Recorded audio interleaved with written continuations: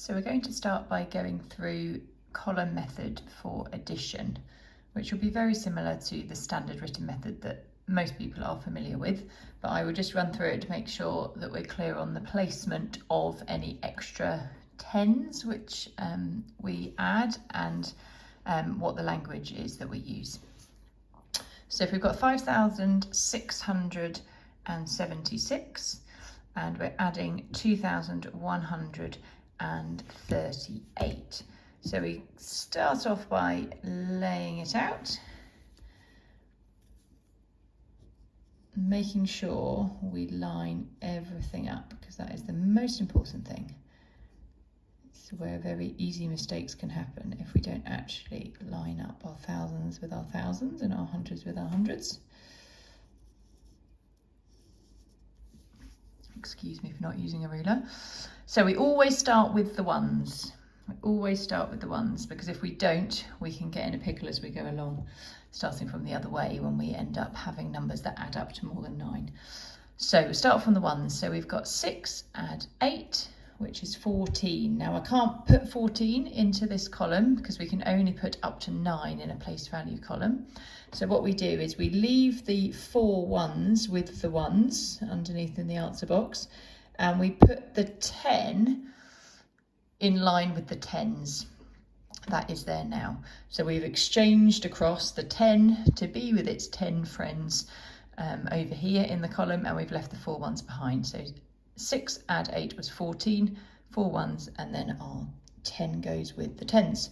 So now we add 7 and 3, and remember this extra one that we've got down here now. So 7 add 3 is 10, add this extra one is 11. Now one useful tip is to cross out these extras as you go along, just so you know that you've added them on.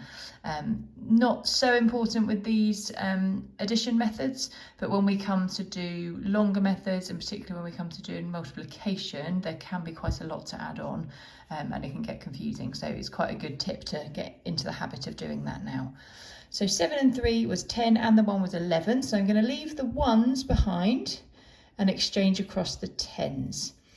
Now, remembering that I'm saying I'm exchanging across a 10, this is obviously 7 tens and 3 tens and another 1 10. So it's given us 11 tens. So I've left the 1 10 there, and the 10 tens, which is actually worth 100, is now with the hundreds here. Okay, so we always say, or we'll put the extra tens along here, but it's good to remember that obviously in this case, we have got 11 tens, and so the 10 of the tens is actually 100, which is why we've put it in the next column. So now we do 6 and 1, and this one here, which is 8. And then we can do our last bit. 5 add 2 thousands, 7,000. And there we have the answer for that one.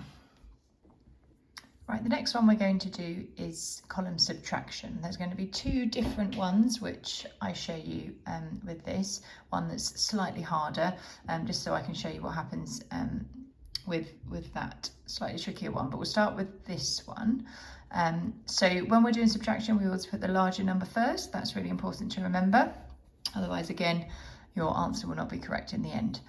So here we go. So 2 subtract 9. So remember, we always start with the ones.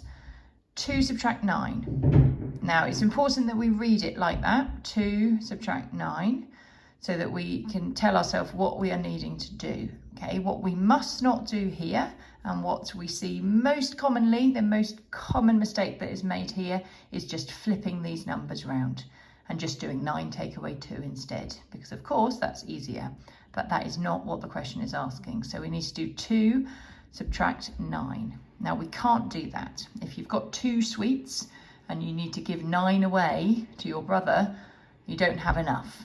So what we need to do is we need to go to the neighbour column and ask them to help out. Okay, what we're going to do is we're going to exchange some of this number across into the ones column, so that the ones are able to do the calculation that they've got there. Okay, so we've got 2 ones already here. So what I'm going to do is I'm going to cross out the 3 tens that we've got there, and I'm going to leave 2 behind, And then I'm going to move one of the 10s over to the 2. And I'm going to write that 10 just next to the 2 as a little 1 there. So I can now see I've got 12. Now, if we think about what I've done there, I have exchanged across 1 10 for 10 1s and added on what was already there, which is the 2. So I've now got 12 1s. Now, we don't normally allow numbers larger than 9 in the answer box, but obviously in this case we have to do it because otherwise we can't do the subtraction. Now, it's also important to remember that I haven't just magicked this 1, this 10 here, out of nowhere. If you look at the number 32, I still have the number 32 because I've got 2 10s now and 12, which is the same as having 30 and 2. So I've still got the same amount here. I've just shifted it around and moved it about a bit, but the same number is there. It's just been shuffled about. So we've exchanged 1 10 for 10 1s, adding the 2 that's already there, we've got 12. We then take away the 9, which we can now do, leaving us with 3. And now we need to do 2 take away 7, not 3 because we crossed that out. We've now got 2 left in there. Now, again, we cannot do this one, so we need to ask the neighbour column for help. So we take from the hundreds this time. We are taking one of the hundreds, exchanging it. So we've now got 3 hundreds there, exchanging 100 for 10 10s, which is the same. So my 10 10s is going with those 2 10s that is already there to make 12 10s. So I've now got a 12 written there, and I'm going to subtract 7. So I exchanged across one of the hundreds over to here, leaving me now with 12 in that 10s column because 10 10s is 100. So 12 subtract 7. Now, I often talk to my class about a quick way of working these kind of questions out. If you think of 10 take away 7, so just put that little 2 aside for a minute, 10 take away 7, which is just using your number bonds, which we know is 3, and then you can add the 2 back on again, which is 5. So a nice quick way of working those ones out when you have to bridge over the 10. So we've now got 5 here. And then we've now got 3 take away 2. Thankfully, we can do that nice and easily. And 7 thousands take away 4,000, which we've now got 3. And so our answer is 3,153.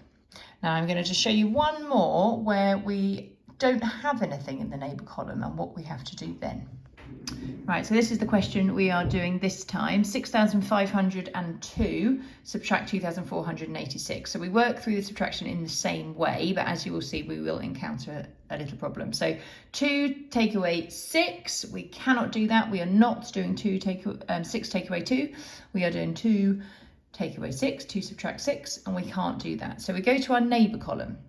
Now, this is the problem. There is nothing in the neighbour column to help us out. We can't exchange across a 10 because there is nothing there. And what we cannot do is jump across 2 columns. So I can't just cross out my 5 to make that 4 and then put it all the way over to here, okay? Because that's not the same, because this is 100 and these are our ones. So this would be putting 100 into here, so it would be 102, and I'm not going to do that. So what we have to do is this column, the 10s, needs to ask their neighbour for help, and we will pass it along. Okay, so I'm going to move one of my hundreds. I'm going to exchange it for 10 10s, and there was nothing left there, so it's just 10 now that I've got in there. And now I can help out the ones, so I'm going to cross out my new 10 and make that 9. And then my 10 that I'm exchanging across can go now with the 1s. So now I've got 12 ones, subtract 6, which I can do. I can do 9, subtract 8, 4, subtract 4, and 6, subtract 2. Okay. Now I'm going to show you 2 more problems, which we sometimes come across, problem-solving problems. One with a little tip and a trick about how to work them out quickly, and a missing number problem, which we often come across. Right, so here is a bit of a magic maths trick for you to help you when you're solving questions like this one. 6,000 subtract 2,378. So quite often we're given questions like this, where you've got a whole number here, quite often in the thousands, and you have to subtract this part of it. Now, there are different ways of doing this. You can use your number bonds and add on and think about what you need to add to get up to 6,000. Or you can solve it as the subtraction like it is. Now, when we're solving these in the column method, it's doable and we absolutely can go through the process, but there's a lot of exchanging, a lot of crossing out, a lot of moving around, and it's quite easy to make a mistake. So I'll show you how to do that now, but then I'll show you the trick to do it really, really quickly, make it a lot easier for yourself. Okay, so in this question, a bit like the last one we were looking at when we didn't have anything in the neighbour column to exchange, in this one, we have that happening 3 times. So just like the other one, we have to pass it along. And for this one, we have to pass all the way along from the thousands. So it goes a bit like this. 0 subtract 8 we can't do. Nothing to help out here, nothing to help out here. So we subtract, we take away 1 from the 6,000 and leave 5.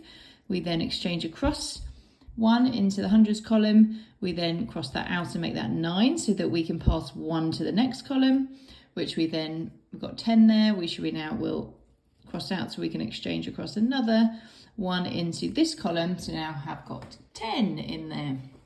Okay, so we passed across 1,000, which is 10 hundreds. We've then left 9 of the hundreds and moved across 1 of the hundreds. So now we've got 10 tens in here, which is the same as the 100. And then we've taken 1 of the tens and left 9. So I've got 10 in my ones now. So I can subtract my 8, which is 2. 9 subtract 7 is 2. 9 subtract 3 is 6. And 5 subtract 2 is 3. So that's how you do it. Now, to make this even easier, what you can do is you can subtract 1 from both numbers and it will still give you the same answer. So I am instead going to do 5,999 subtract 2,377. Okay, so I've subtracted 1 from each side. And this is now really easy. 9 subtract 7 is 2, 9 subtract 7 is 2, 9 subtract 3 is 6, and 5 subtract 2 is 3. As you can see, I've got exactly the same answer. It was so much quicker, no exchanging required. So why does that work? What we have done, because we have subtracted 1 from each number, we have kept the difference between the numbers the same. So if you think about, if we've got something really simple, like 0 up to 10, okay, and if we're thinking about finding the difference between some of the numbers in here, oh, I'm not going to reach my 10, there you go, finding the difference between the numbers here. If I'm finding the difference between 3 and 7, so I could do 7 subtract 3, or I could do 3 add on to get to 7. That difference is 4. Now, if I subtract extract 1 from each of those numbers, I will then still have the same difference. The same space between the numbers will remain the same because I'm just going to shift it down together. It has to be to both of them because obviously if I just do 1, then that gap has got bigger, but I want the gap to stay the same. So if I shuffle it down, the difference between 2 and 6, I'm having issues with my pencil here, 2 and 6, the difference is also 4. If I shuffle it down again, 1 and 5, the difference is also 4. So if you shuffle down the number by the same amount, the difference between the number is the same, and so the answer will be the same. So even though it's not exactly the same question, it does give you the right answer. And finally, here are 2 missing number problems for us to solve. We often get given these type of questions to see how well you really know the column method. Now these can look very confusing, particularly when we've got exchanging going on, but actually, if you work through the method in the way that you would do normally, it's much easier to try and work out what they could be if you use the same process. So first of all, I've got a subtraction. Now I am doing 1, subtract something is 3. Now straight away I can see that that doesn't seem possible, because if I'm subtracting something from 1, it's gone up, the number has gone up there. So that is telling me that this 1 that I've got here, something must have been exchanged over, so that it's not just a 1, it must have been an 11, which something then was subtracted to get 3, because I can't subtract anything just from 1 to end up with 3. So a 10 must have been exchanged over to make that an 11. So if that's the case, I'm going to do that now, exchange across, and make sure that I go through that process so that I don't miss out any numbers later. So now I can think, okay, so 11 subtract what is 3? So I can think about 11 subtract 3 will also give me the answer, which is 8. So this one is 8. And then I'm now on to 2 subtract 6. 2 subtract 6 equals 6. Now again, that seems a little bit peculiar because I've started with 2, subtracted 6 and ended up with 6. So again, something must have happened here. So because I'm subtracting 6, I must have also exchanged across. This must have become a 12. So then I could subtract 6 to get 6. So this will be a 12. Now the tricky thing with this one is we're also missing this number here. So I need to think about what could be here that I could subtract 7 to get 6. And I also need to think about exchanging the 1 across. So if I just think about this bit to start with, if I work backwards, 6, add on 7, I get to 13. So 13 must have been here to subtract 7 and leave me with 6. So if that was 13, that means that I must have also exchanged from here. So what I'm going to do is I'm just going to write down just above here, 13, so I remember this. 13 subtract 7 must have been 6. Now, if I've also moved 1 across to help me here, that this wouldn't have started as this number, because I've already done this bit and then would have moved on to here, and that would have been left with a 3, and I would have then exchanged across a 1 to make 13. So actually this must have started as a 4, because if I had a 4 here, I would have then gone to the hundreds to help out these, gone to the hundreds, yes, to help out the tens. I would have then taken 1 from the hundreds, exchanged 1 across, changing that to be a 3. Then I would have had my 12 appearing here. So I've moved across the 100, 10 tens, and those 2 makes 12. 12 take away 6 is 6. And then we now have got 3 here. You can't do 3 take away 7. So I need to exchange 1 across. So that would have been a 6 thousands left there.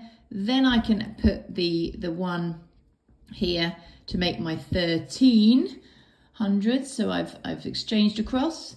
Then 13 take away 7 is 6. That now works. 6 subtract what is 4? Well, that must be 2.